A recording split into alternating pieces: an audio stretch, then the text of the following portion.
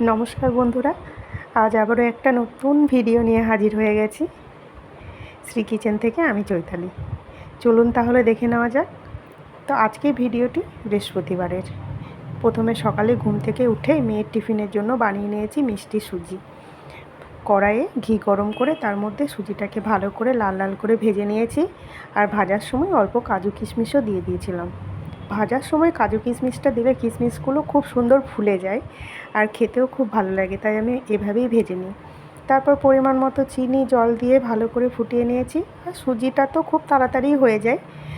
আর এদিকে তারপর একটা থালার মধ্যে একটু ঘি মাখিয়ে নিয়ে তার মধ্যে সুজিটা ঠান্ডা করতে দিয়ে দিয়েছি। এর মাঝে সুজিটা ঠান্ডা হয়ে যাক, আর এদিকে মেয়েকে ডেকেও আমি ওকে রেডি করে নিই। তারপর আস্তে আস্তে ওর টিফিনটাও সাজিয়ে নিই। আর এদিকে যে আজকে বৃহস্পতিবার, তাই আজকে রান্না করব ডাল, পটল ভাজা আর এই লাল ডাঁটা চচ্চড়ি সর্ষে বাটা দিয়ে আর ঝিঙে আলু পোস্ত। এদিকে ভাতটাও বসিয়ে দিচ্ছি, কারণ আমি স্কুলে দিতে যাব। আর ভাতটা একবার ফুটিয়ে গ্যাসটা বন্ধ করে রেখে চলে যাব। আর মেয়েকে উঠিয়ে ব্রাশ করতে দিয়েছি, তাই এদিকে একটু কাজও এগিয়ে রাখছি।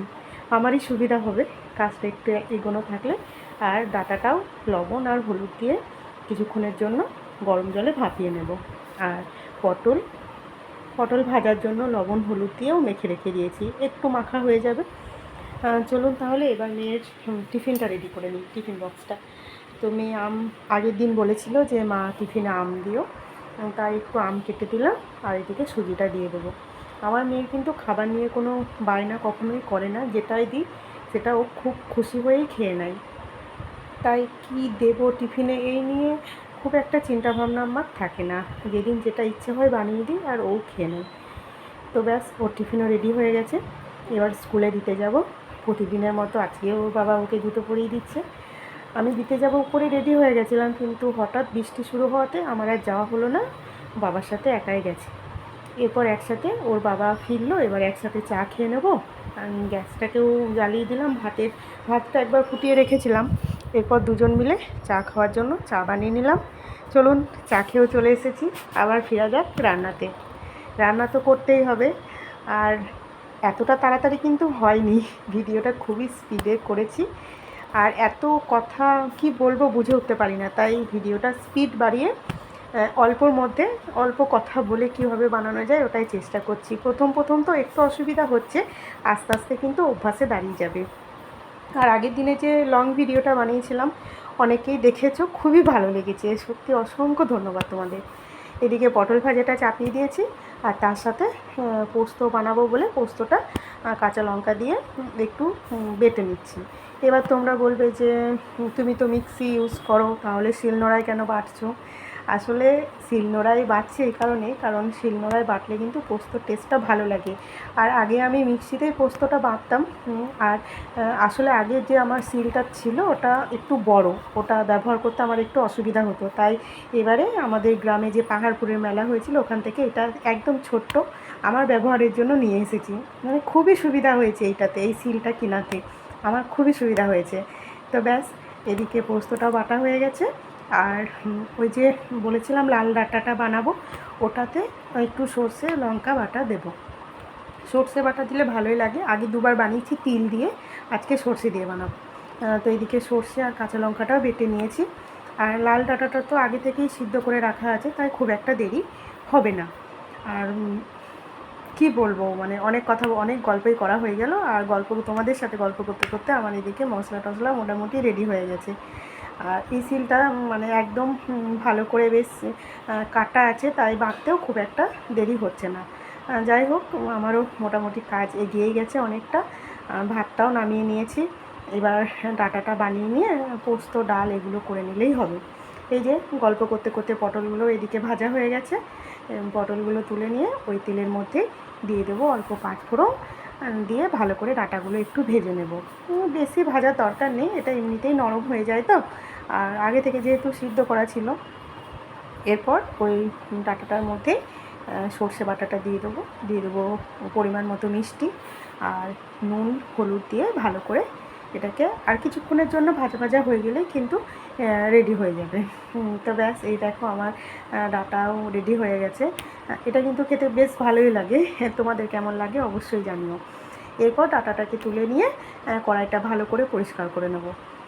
এই যে আবার চলে এসেছি, তো আবার সরষের তেল গরম করে তার মধ্যে শুকনো লঙ্কা, পাঁচফোড়ন দিয়ে ডালটাকে ছুঁকে নেব। আজকের ডালটা, আজকের মুগ ডালটা মানে ভাজিনি। মুগ ডালটা তো বলবে যে কোটোর মধ্যে দিয়ে দিলে, তো আজকে আর ভাজিনি, আজকে সিদ্ধ করেই ডালটা বানালাম। এটাও ভালো লাগে খেতে, ভালো না লাগা হয় না।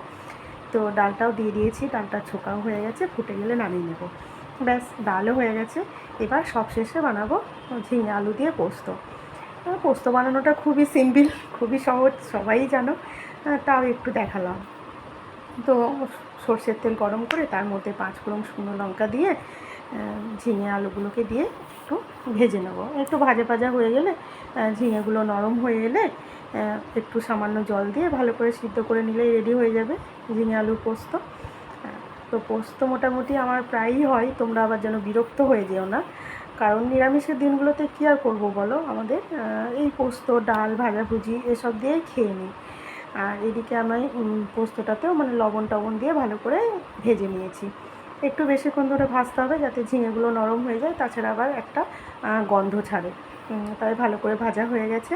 এরপর ঢাকা দিয়ে দিয়েছি, আর কিছুক্ষণ পরে পরিমাণ মতো জল দিয়ে ভালো করে নাড়াচাড়া করে সিদ্ধ করতে দিয়ে দেবো।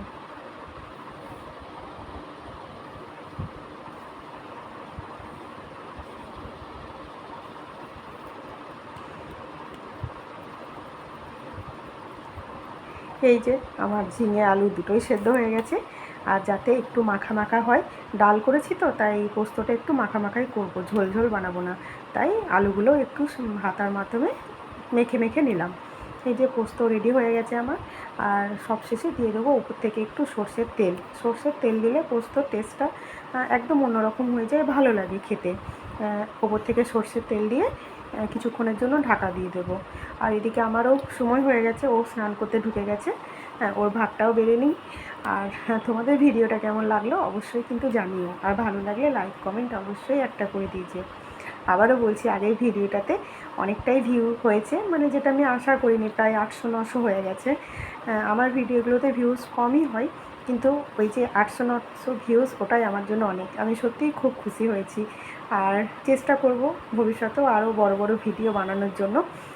এবার সবে সবে শুরু করেছি তো তাই কি বলবো বুঝতে পারছি না, কিভাবে বলবো সেটাও বুঝতে পারছি না, কিন্তু আশা করছি আমার অভ্যাস হয়ে যাবে। তোমরা পাশে থাকলে আরও তাড়াতাড়ি অভ্যাস করে ফেলবো, কীভাবে বলবো, ভিডিওটা কিভাবে তোমাদের সামনে প্রেজেন্ট করব। যাই হোক, আমি খাবারটাও বেড়ে নিচ্ছি, কারণ ও স্নান হয়ে গেছে, ও খেয়ে নেবে, তারপর ও স্কুল চলে যাবে। তারপর তো আমি বাড়িতে একাই, কিছুক্ষণ পরে আবার 12টা 12:30টার দিক করে মেয়েকে আনতে যাব। তো এখন তো বাইরে খুবই বৃষ্টি হচ্ছে, তাই একটু সমস্যাও হচ্ছে যাওয়া আসা করতে। টোটো নিয়ে যাই, একটু অসুবিধাও হয়, তো কিছু করার নেই, এভাবেই চলতে হবে। তো ব্যাস, আমারও ভিডিওটা মোটামুটি শেষের দিকে। খাবারটা বাড়া হয়ে গেছে, ওকে খাবার দিয়ে দিয়ে ও আপনার স্কুল চলে যাবে। যাই হোক, আবারও বলছি, ভিডিওটা তোমাদের কেমন লাগলো অবশ্যই জানিও, আর ভালো লাগলে সেটাও জানিও যে ভালো লেগেছে। আর সব শেষে দিয়ে দিয়েছি আমের আচার, যেটা কিন্তু আমি আগে থেকেই বানিয়ে রেখে দিয়েছিলাম। নিরামিষ তো, তাই একটু আচার টক থাকলে ওর খেতে ভালোই বাসে। যাই হোক, ভিডিওটা এখানেই শেষ করলাম। সবাই ভালো থেকো।